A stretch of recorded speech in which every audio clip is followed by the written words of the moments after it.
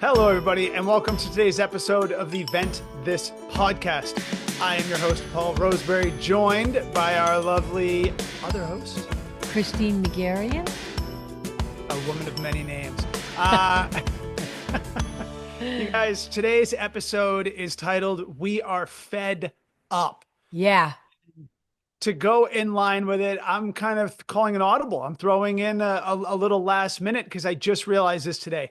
And I think it's going to feed up many of you as well. Guys, Chris, sound engineer Gary, I don't know if you guys have noticed this. Amazon is tricking Prime members into paying an additional $2.99 for shipping if you don't notice it. Really? They are. My wife went to order a reading light today, right? It would have been $9.95. But I look at the total, $14.35. So I go, what the 14? Tax is 10%. What the hell are we talking about? I looked, I knew it. It's this new thing. It says if you want, now with Prime, you always get free next day delivery, right? Yeah. That's what Prime is. That's why you pay $15 a month or $140 a year, whatever it is now. It rises like Netflix, the cost of Prime. But anyway, you pay enough for it. And now they throw in, and it doesn't ask you, it defaults to it. And it doesn't give you an option to remove it until the very end, right before you press complete purchase, after you confirm your address and you confirm all this other stuff. Then it'll say, here's the beauty of it. It'll say arriving tomorrow between 7 a.m. or 11 a.m. Yeah. Then there's one next to it between 10 a.m. and 3 p.m. That's the one it was clicked to, 10 a.m. to 3 p.m. for $2.99. Or you could get it tomorrow without an hour window for free. That doesn't make any sense. It doesn't make any sense because I guess in theory with Prime, it could get delivered at 10 p.m. So they are defaulting for you to charge. In this case, it was an additional 30% of the purchase cost. Unbelievable. We pay that Prime to be in the club, to be the no shipping people. That's what we paid for. And so the idea that now they're going to tack on $2.99, my wife goes, you know what? Hold on. I'm so glad you told me. They've dinged me on that so many times lately, and I didn't realize what was going on. She thought, because she buys a lot of books, she thought when she bought the book and it was higher than she thought, she goes, oh, maybe I was looking at the used price. Oh, well, I want a new book, and just clicked go for it anyway. No, it's because they added the $2.99. Now I noticed they didn't seem to do it. We ordered a new, like a play mat for the baby, and that was like $35. They didn't, I don't think, I should double check. I don't think they did it on that, but I will check. Yeah. So anyway, check your orders. If you use Amazon Prime, get in there. Don't get hosed. And remember, it was your friends at Ventthis who said, vent that right back at them. Screw that shit. That goes along with event. I won't bring it up now, but the fine print. I mean, you noticed that because you're very smart and you looked for it, but there's so much of the fine print that you don't really read and realize, oh, if you rip this tag off, you purchase this dress, let's say. That might be an obvious one, but you got to be really careful about reading every little bit because you're right. You'll get a surprise attack from someone. Chris, have you ever worn your clothes with the tag still on because you weren't sure if you were going to keep them? No. You can tuck a tag. You can do a tag tuck. I've done it. Really? Tag. I know people who have. Well, because you know what? I know people who have. You've done it. No, I haven't. I swear to God. You're funny. You're a tag tucker, Chris. No, I do know. And I actually kind of yelled at them going, how can you wear that? You're going to send it back or whatever. But I get it. You know what I do? Well, and it's really because it's not because I bought it with the intent of just wearing it for a night. I'm not that fashionable to care. But you know what I do? If you go in, if you tear the tag just in the right behind the thick part of the plastic, because that plastic has that bobber at the end so the tag doesn't slide off. If you tear the tag cleanly, you don't go ripping it like a crazy person. You tear it nicely, then it'll just slide off. And then when you put it back on, if you're careful, they won't notice that it was cleanly tore and reattached. This is brought to you by Paul Roseberry, who also taught us how to break into houses in his own apartment with a credit card. Thank you Yeah. very much. These little tidbits by Paul. Well, yeah, you use your credit card for the things I tell you and not for the things that you're used to, and you'll save a lot of money and it'll open doors. Yeah, Literally. My advice literally. will open doors. All right. Anyway, so you got a fun Nice. show lined up. Yeah, yeah. Yeah, we got a whole bunch of fun events. Let me see if I can. People are fed up. People are People are fed fed up. up, Chrissy. One is called My Boyfriend is Cheap. Heard that before. Yes, I killed a sock. And nobody wants your sweat. So anyway, Hmm. I think we These are should maybe get interesting. started and let's hear the first Yeah. event. Yeah, I want to hear the context that causes those statements to be made. Yeah.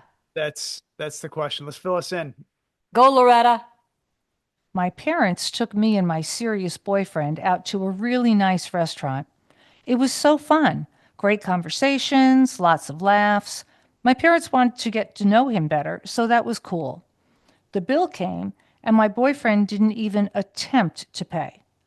I was mortified. My parents never said anything, but my BF and I got into a huge fight over whether he should have paid. What do you think? Signed, my BF is cheap. Well, what do you think, Chrissy? Um, Probably had he offered, the parents would have said, no, no, no, we got this, you know. So it would have been nice if he said, let me pay for this. Uh, but you know, to look good, to get some brownie points with the parents and with the girlfriend because they're serious. It sounds like when you say you're serious, you're probably going to get married, or at least engaged. So, but my question is, I don't know how many times this happened. So if it happened more than once, I'd really be upset. But if it only happened once, I mean, to get into a fight over it might be a little extravagant, but he should have offered. My vote is he should have said, "Hey, let me get this." What about you? I okay. I see two sides of this. One is pretty funny. All right, so yeah, my initial take is yes, he should offer at least gesture, reach for the pocket. Don't have the card out, you know what I mean necessarily, but like just say, hey, let me, and that's all you have to say. Hey, let me, and don't finish the sentence, and let the dad say, hey, we got this, because this way here you're showing you're a viable man to take care of their daughter. You know that you can swing a meal for her family as a good gesture. Yeah, yes. Yes, the answer is yes, he should have. On the other hand, the fact that he didn't, what does that mean? And why is the girl upset? What it means is he feels he's doing the family a favor. He feels that this daughter, well, she's maybe more of a milkmaid. You know what I mean? Like he's more of a knight in shining armor. She's more of a milkmaid. He's the one doing the heavy lifting that who else was going to marry this daughter? You know, like this isn't awesome What? for me. She's not the best looking thing going. I'm kind of settling as a man. You know, we don't do dowry anymore. Yeah, pops, you could throw a man a steak. I'm taking this spinster off your hands. You know, take care of me a little bit. Hook me up. I hope you guys have something planned with some land. It Paul, used to, hey, in the Middle East, they do goats, they do chickens, they do land. You know, now what? Now no land, no goats, and you're supposed to buy the dad a meal for taking his liability off his hands. I can see where that's sort of a shit deal in the guy's mind. I do. no. And I think we see where the power lies. I think this has a future. I think they'll be fine. I don't think it'll be a fun relationship, but I don't think they'll ever divorce. I actually have a lot of confidence in this. Oh, I'm absolutely stunned by your answer. Absolutely stunned. You assume she's a spinster and she finally Yes. got a date. Yeah. Oh, yeah. No. This is one of Cinderella's sisters that no one cared if they lost a shoe. That's who this is. And This is no one was chasing them the ball. This is no. This no, is yeah. I beg to differ, Paul. We do not agree on this. You know, You're thinking the dad's like, oh, thank God, somebody's going to take my daughter off my hands. What? Are you out of your mind? No. I I think that's the boyfriend's perspective, is that the father should see it that way. And maybe it's just a level set early on so that the dad understands, like, yeah, he does have a good point. You know what? It's Maybe actually, the guy's just cheap. Maybe she's realizing he's a cheap SOB, doesn't want to reach for the wallet, and he eh. wants to have a nice steak. I say dump him. I say, hold on. You know what? I see where you're going, Chrissy, but I'm going to give conflicting advice. And I do try to keep in mind that this spinster that we speak of is our listening audience member, which is awkward in this moment. But it's better just to be real. That's how he sees things. So, all right, look, maybe consider embrace the spinsterness and take that look and say, maybe I should go get my hair done. Maybe I should go get my hair done. Maybe I need to get some new clothes. Maybe I need to step it up and put a little tension on my end of the rope. You know what I mean? Maybe he feels like he's doing all the heavy lifting. He's doing all the pulling. If guys think the way you think, Paul, we're most women are going to be celibate. I would assume that when you go out with your parents, you're dressed up, you're made up, you look nice. You're not going to go out with your parents looking like Your parents. You see what you said? Your parents. You're going to dress up for your parents. But I'm saying this guy doesn't feel like it's a big gesture. Like he doesn't feel lucky to have her. He doesn't feel lucky to have her. You can't argue with that. That's why she doesn't. That's why she's upset, because she doesn't feel special. He didn't make a gesture that would make her feel special and make her feel like he feels lucky to have her. okay, yeah, okay. So we agree that he should have tried and he should have Yes, he should have. potentially paid. Also, too, he should be trying harder for himself, because if he's out to dinner with a girl who he doesn't even want to gesture for parents at dinner, who he's not going to end up having to pay for anyway, he's playing below his league. You know what I mean? Or at least he thinks so. Maybe he's got to. We should all be in a place where we want to do these things. I think we can agree on that. We should all be in a place where we want Right. to make the forward gesture, to show excitement, to show appreciation, Yes, to yes. show value, and he didn't do that. That's why everyone's upset. So you got to ask yourself, why didn't he show the value? Is he just Unless, unbelievably cheap no matter what? or maybe he doesn't have a job. And, maybe he couldn't afford it at that point. Who knows? You don't know what people's situations are, right? Well, in which case you would think that his wife wouldn't be on the Ventthis podcast tearing his ass apart, talking about what a cheapo he was to her parents. She might be like, hey, look, just gesture. My dad's not going to let you pay for it. And if he does, I'll Venmo you before your credit card bill even, you know what I mean? I think to solve this problem, she should say to her boyfriend, they're not married, I want to go out with my parents next Friday night, and I want us to take care of my parents. I don't want them to have to pay. If he says yes, he's a keeper. If he keeps being like, well, hemming and hawing about it, dump the guy. Give him another chance. But they said they're serious. So I can't imagine.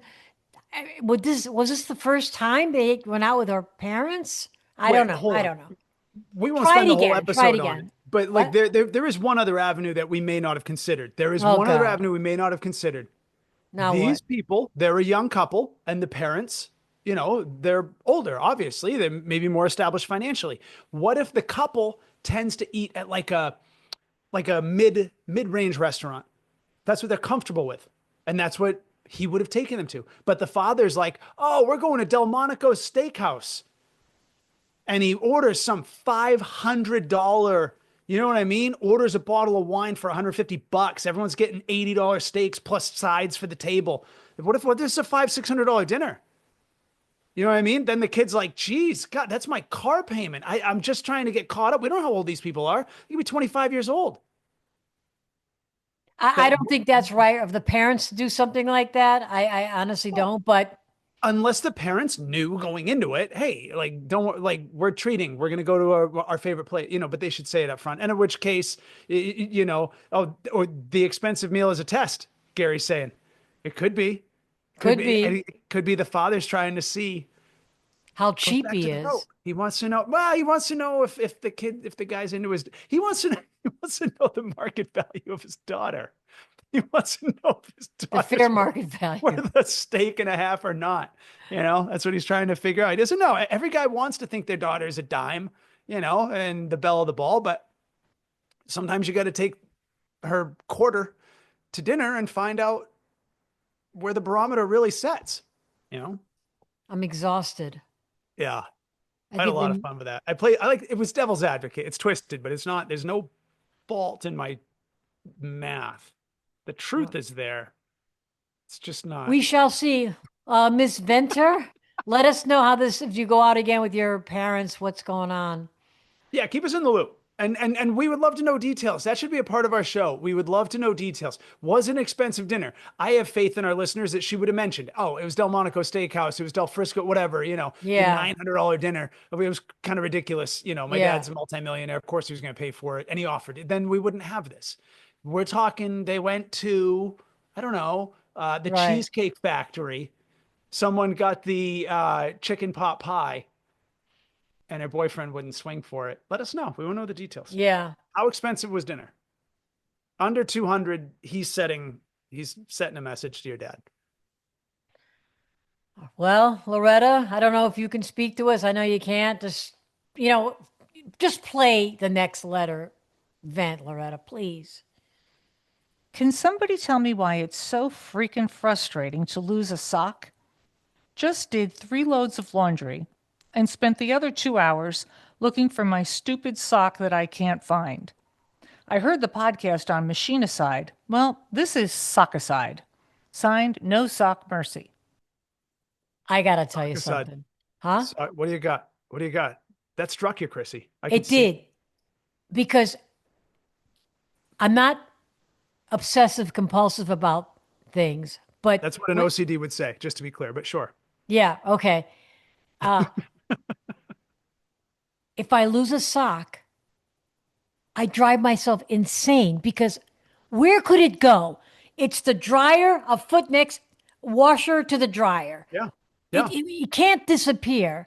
So I rack my brains out because I don't want to have one sock because I know if I throw that sock away, then I'll end up finding the other sock and I'll kick myself for losing or throwing away the other sock. It's very, very frustrating for me. I totally get it. I've spent, this is going to sound nuts. I do laundry, I dry everything, I fold everything. I've spent hours looking for that other sock. That's how much it pisses me off. I'd like to watch that. I'd like to see that. Like a sock hunt. It's almost like the last event we had about dryer rage, right? When the clothes come out, it's almost that. Well, Yeah. Chrissy, I got a question for you. How long do you hold on to the remaining sock that you do have? How long do you keep the search alive that the search party is going to return your missing sock? Probably a week. A week. Yeah. Okay, that's pretty brief in my opinion. Now, let me ask you, when you save that sock, what do you just keep it in the fresh drawer? You keep it Yeah, in I the sock do. drawer It by reminds me itself? that I've got that one sock. Yeah. If I haven't found it by now, to keep looking. It's an obsession. Do you keep it like to the left or the right? Like, I don't know how you organize your sock drawer. I'm assuming you pair your socks? I do. Okay. So your socks are paired. So they're in pairs. Now you get the one sock, like, because what I'm wondering, what if the other sock pops up and then you don't realize that the missing sock returning is not the sock that had stayed? I think you should have two separate, I think you should pick a side of your drawer. Oh, You know what I mean? I think loose single minglers go to the left side of the drawer, the far left. And that way there, if you ever see an identical sock that isn't right there in that pinned spot, then Good wait a idea. minute, it's returned like a missing bird, that you hoped would come home. I get it. I get it. What I do is I'll put that. Well, I have multiple things, but the main place I put that single sock is on the dryer in the corner. So that next time I do laundry, I go, oh shoot, that's that sock I can't find. Damn it. We got to this is keep what I'm looking. saying. This could be, I think you're setting yourself up for an opportunity where I think that sock needs to be away from the missing area. Okay. I You get know it. what I mean? Yeah, that could help. Because you never know. Like, what if that sock falls off that shelf or something? And then, but I got to say, This is harder for me to relate to because as much as I can appreciate it, I wear a black t-shirt and gray jeans every day. I wear black socks every day. I have I'm either wearing short socks or I'm wearing long socks. That's it. Chelsea told me she thinks it's more attractive when I'm wearing shorts if I wear black athletic socks that are pulled up. And I think it does look kind of cool It because I wear some does. I cool agree with Nikes. her. Okay, cool. So I'm like two for two on female opinion there. My point is, Chrissy, I wouldn't know if I lost a sock until I get to the end of my pairings and it's an odd number. You know what I mean? Like I can lose socks. It's not going to matter. You sound like you wear designer, fashionable No, socks I don't. I with wear like umbrellas Bombas. on them or No. kittens or, You some know what? bullshit. I don't Do you know know. what Bombas are? Those I are don't know. athletic. You wear them. They're athletic socks. They come in all colors. They're thicker. They're the best socks I've ever had. And they're expensive. So I'm Yeah, they were on very, Shark Tank. huh? They Yeah, were? yeah, Oh yeah. They're a yeah. billion dollar Okay. corporation now. Okay. And part of their money that they make goes to a certain, charities, which I love. Homeless. They give socks to homeless. Okay. So Okay. when I lose a Bamba sock, I go bonkers. I was trying to make a rhyme and it didn't Like work. $10 a pair.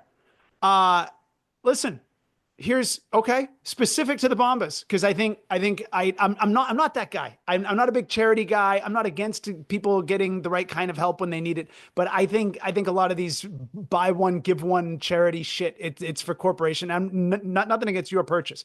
But what I'm saying is Bombas, if I think it should be in the fine print, as we were talking about earlier, if you lose one of your Bomba socks, you should be able to go to the homeless guy who got a free pair on your behalf and take one of his because you paid and he didn't. If one of you has to go without a sock, it should be the person who didn't pay. I think it's shit that you paid for the socks. You lose a sock. He didn't lose his. He has never taken them off. He's never taken them off. He knows exactly where his socks are. He has 2 feet, 2 socks. It's an even pair for pair, and there's no confusion. He doesn't have a dryer, never been to a dryer. If he washes them, it's in a river and probably tied to a stick. There's no way to lose them. And if he does, then it went down the river. He knows where it went. It's gone. It's out of here. It went down the sewer drain. And he either had time to go after it or he didn't. I mean, he's got time. Does he have a hook on a string? I don't know.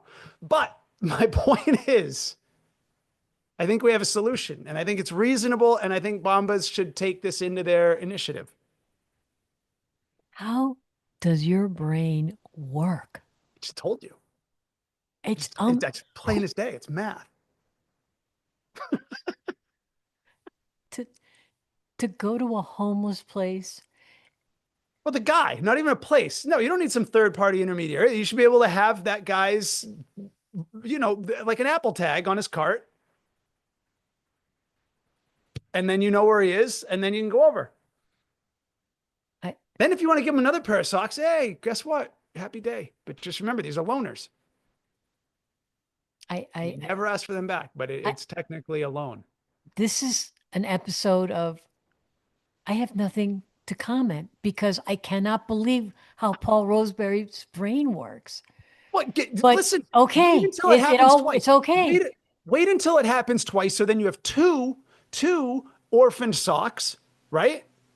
And then you can just give him one of your old orphan ones that wasn't a Bombas.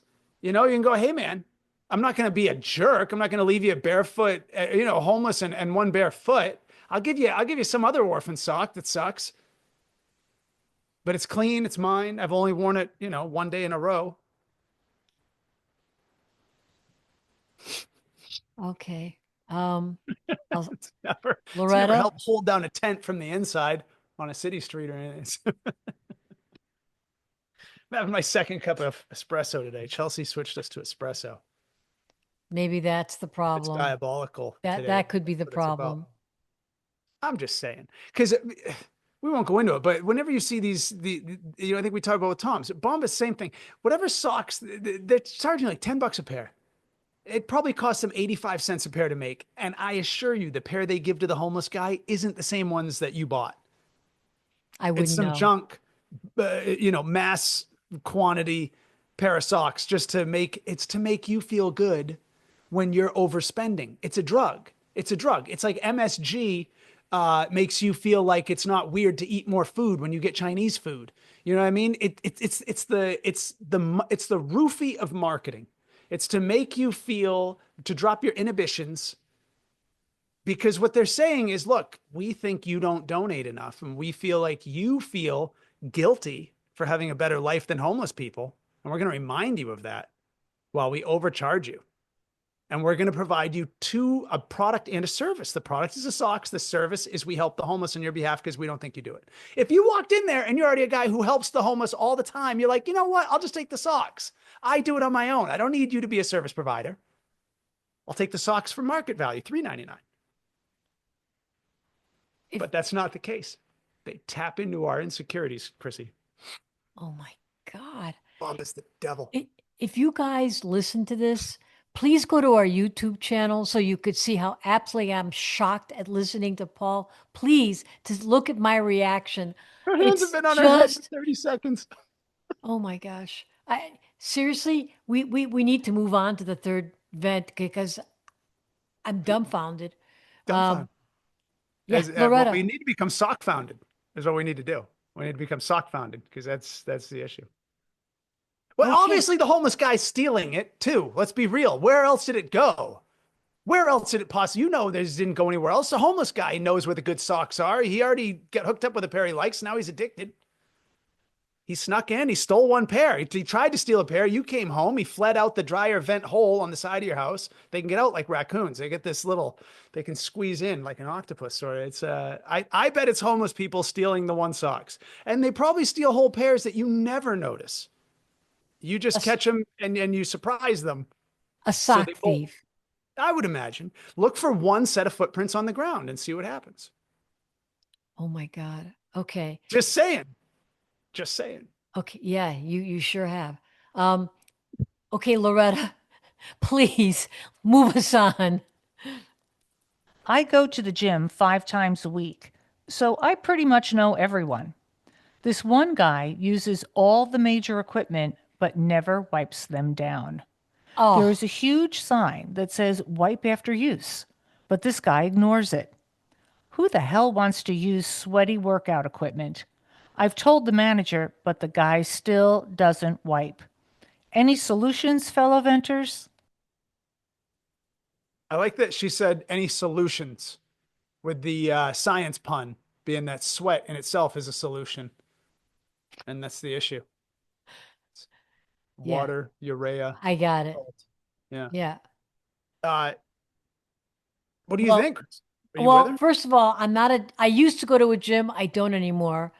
But I will tell you, if I see somebody working, running on the treadmill, whatever, and there's sweat dripping off, I don't use that machine. It's disgusting. And if you don't wipe it off, that's 100 times worse. And somebody should report that multiple times because it's bacteria, it's wet, it's slimy, it's disgusting. I would not go to that gym or I'd change, and it smells. Thank you, Gary. And I would either change gym or call this guy out.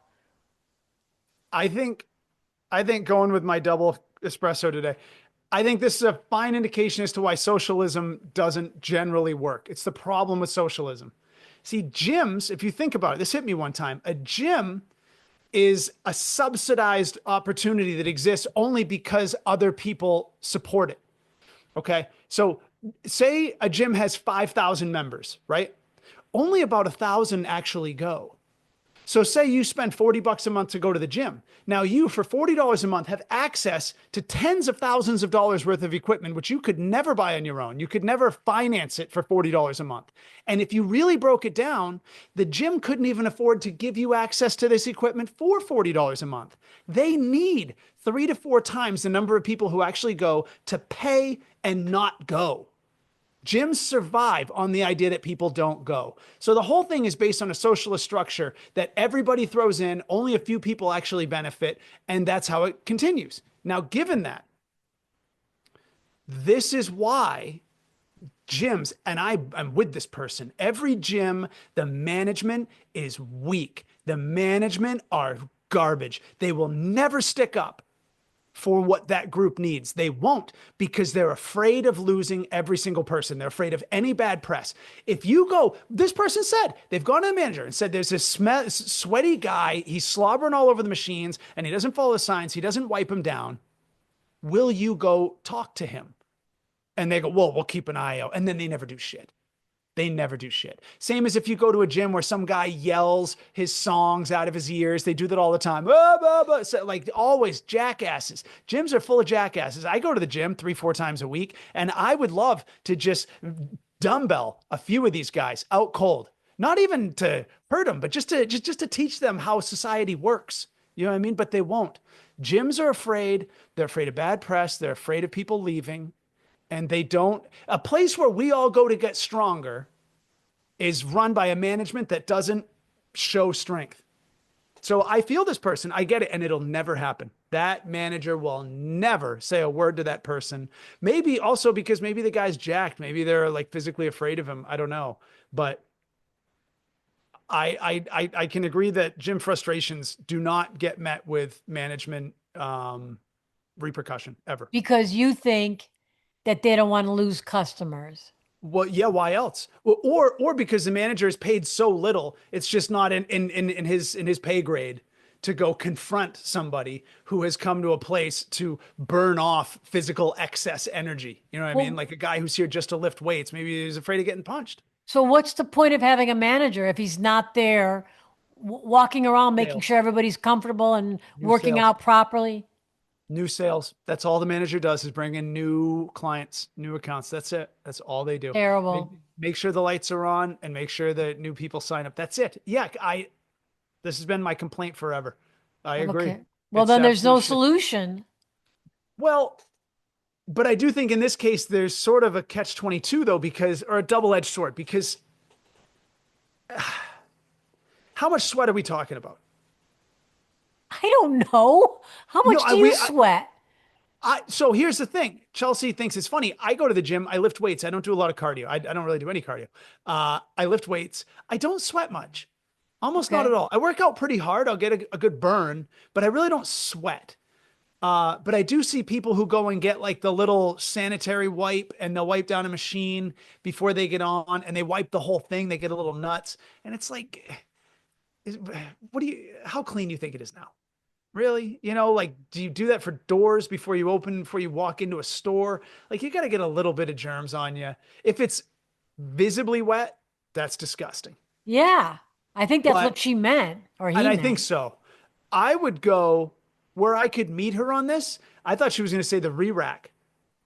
If you're going to use free weights or a machine that uses free weights and the person leaves the weights, I want to punch them. What do you mean leaves the weights? What do you mean? So say you got like a bench press, right? And you got the bar on the bench press and you put your weights on either side of the bar.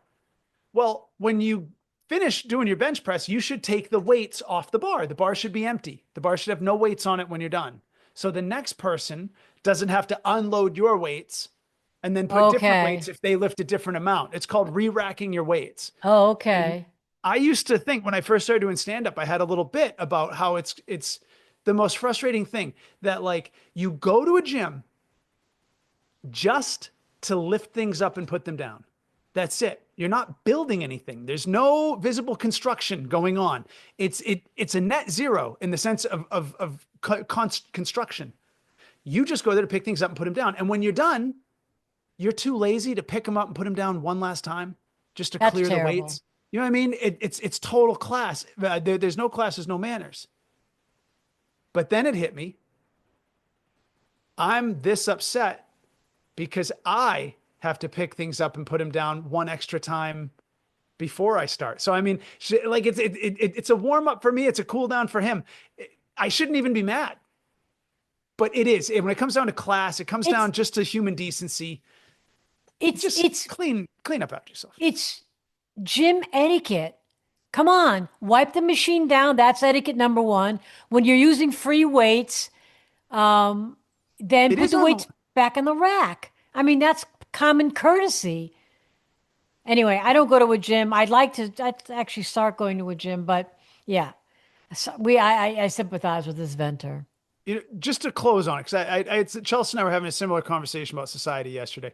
There is, if we can offer this venter one thing that might make them feel a little bit better. All right. What? What's that? When we're a kid, they tell us we're all born equal. That's what they tell us. We're all born equal. And if you're a good person, you believe that. You feel that way. But then you read the Great Gatsby. The first page of the Great Gatsby says one of the greatest things I've ever read, and I don't read a lot. But it says, all of life's virtues are not distributed equally at birth.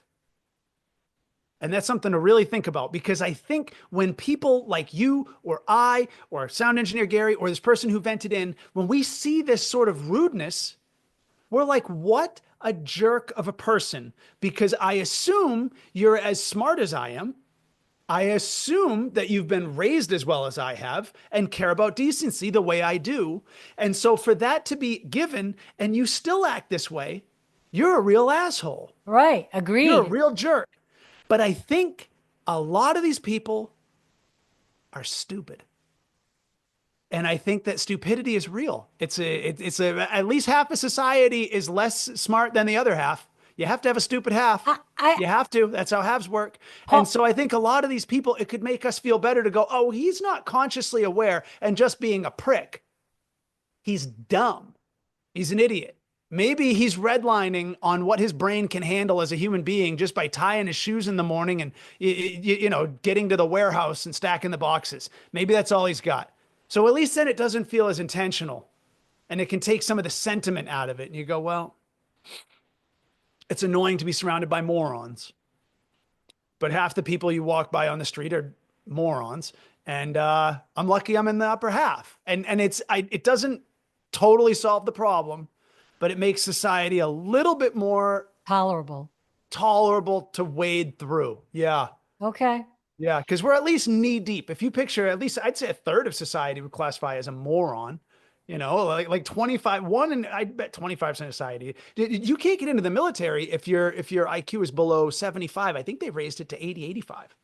I don't know. Okay. So I think we're literally knee deep in assholes at all times.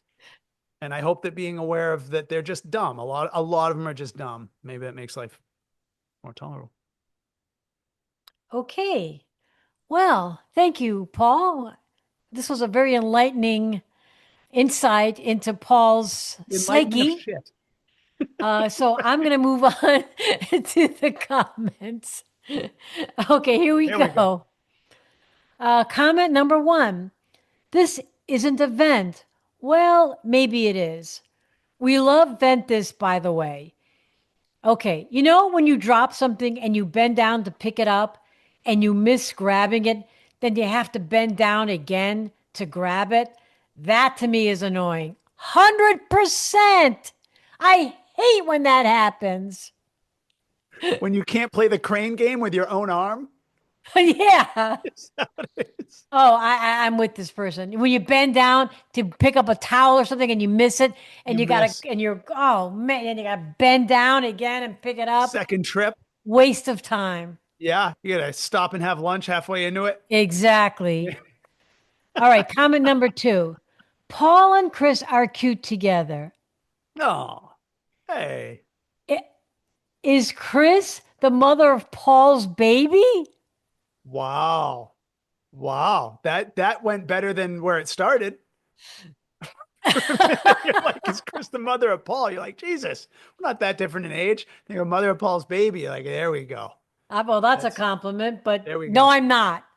Paul has a wife. Chelsea's the mom, and they have a beautiful baby called Vienna, and she's absolutely adorable and squishable. Oh, okay. Comment number 3. I heard the podcast about sharing a toothbrush. Here is what I say. I wouldn't share a toothbrush with a person even if they only had one tooth. Wow. You kids are a riot fun podcast. That's hilarious.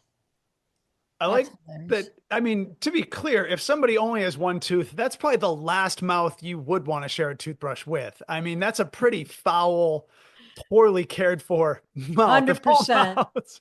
100%. Whites, and yeah, this might be a pretty clean area. But I like they called us both kids, because that person might only have one tooth. How old are they? Rip Van Winkle. Thanks for listening. Glad you found us on the internet, the Yeah. interwebs.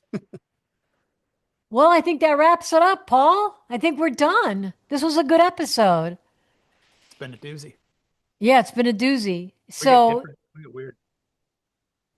folks, go to YouTube, Ventthis, Instagram, Ventthis Podcast, 818-570-2535. Leave us a voice vent. We will Yeah. play it on the air. Yeah. We won't make fun of you, we promise. And my TikTok, we're on TikTok. So watch us. We love you. And that's all I To got be to say. clear too, we have some events coming up in future episodes because we are on a backlist right now. We have a lot of events, but I have seen a lot more coming in that do give names and where they're from. I've Yes, seen yes. So I think that's great. I think people are Yes. finally, it's only taken a year for our listeners to hear what we talk about. The simple request, just give us a name. You don't have to be your own name. You can say you're someone else. Who cares? Oh yeah, he's saying, Garrett Yeah. said he can text us. We lost it there. Yeah, but, text us. 818-570-2535. Shoot us a text. That's what all the cool kids are doing now. Shoot us a text. And- You could even do, you know what? You could do a voice to text. That'll work. Yeah. You can voice to text. I think we should be able. I don't know. We have Yeah. like a digital text service anyway. And But, also, I just want to say, you see this hat I'm wearing? It's going to be on the website. So if you want to buy one of our hats, our sound engineer Gary, who's our technical genius, somehow is going to put this on the website. I'm not sure how he'll do it, but we're figuring it out. and we will for if you can blow us away with a really good vent, and you know what? All right, we'll be the sticklers. You gotta if you want to be eligible for a hat, you gotta send us a great vent. Doesn't have to be an amazing vent, just a decent vent, just a discussable vent with your name and your state. Just give us a first name and a state. You got to play ball with us. It's a ball cap, ball Paul. hat. I like to say hat. Caps are for bottles. It's a ball hat, so you got to play ball. What? Did you say disgusting? What was the word? No, we'll discuss. Oh, worth discussing. Oh, disgusting. I thought you said Yeah, disgusting. no, we don't want disgusting. Well, we'll take disgusting vents. We've had some Okay. good ones. No, just a vent worth discussing. A Okay. vent that makes it on the show. You know what I mean? And they can't be disgusting. Well, we've had some weird ones.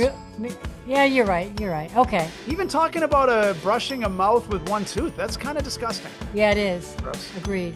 There's no hat for that. Well, but if you gave us your name, maybe you would. Well, it was nice seeing you, Paul, Gary, Great to see you, Chris. Gary, as always, yeah. Toodles. Love you Toodles. both. Oodles of toodles. Oodles of toodles.